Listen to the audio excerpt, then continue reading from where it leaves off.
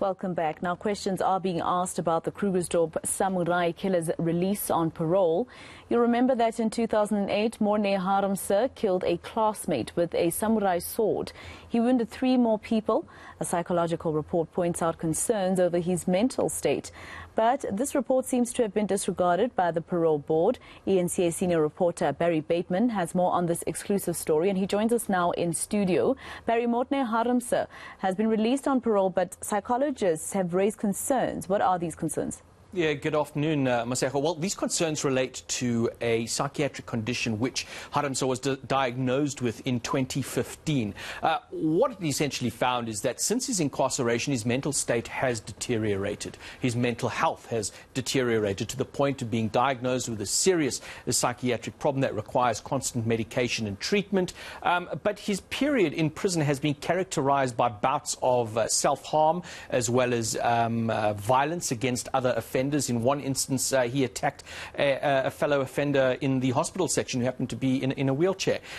So, you know, he's had these episodes over the period. He's drug abuse is another aspect that he's picked up while he has been incarcerated, to the point that a 2019 review or an assessment of his state cited all of these, making the finding that it would not be in the best interests.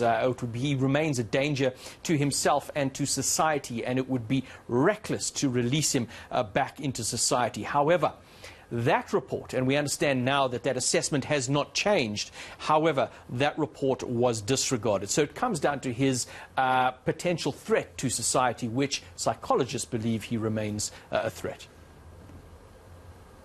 We have to look from the beginning. If he was diagnosed with a mental illness or personality disorder, whatever it is, he should not have gone to prison in the first place and received kind of treatment in a mental or psychiatric facility or mental health facility.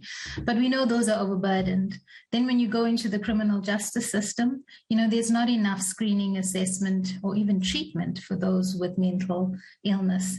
So when they are released on the parole system, it's if they have seen a psychologist. In the 2015-2016 Judicial Inspectorate report, they said there's 79 psychologists to 161,000+ inmates, and even lesser psychiatrists.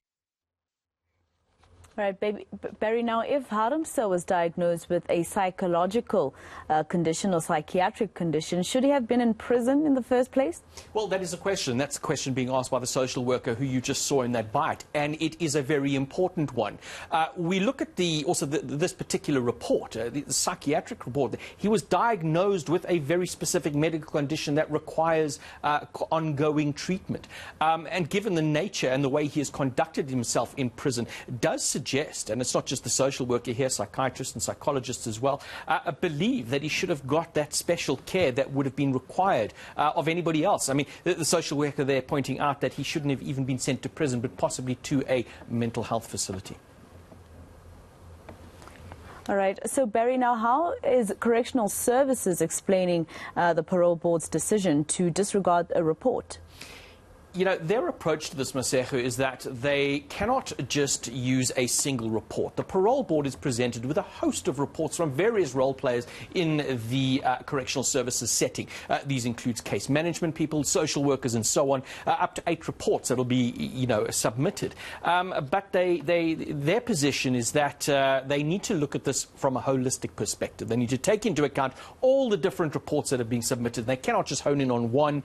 It's just not the way it works, they say, even though in this particular case it's a psychiatric report that's raising very specific issues related to an offender's propensity to violence.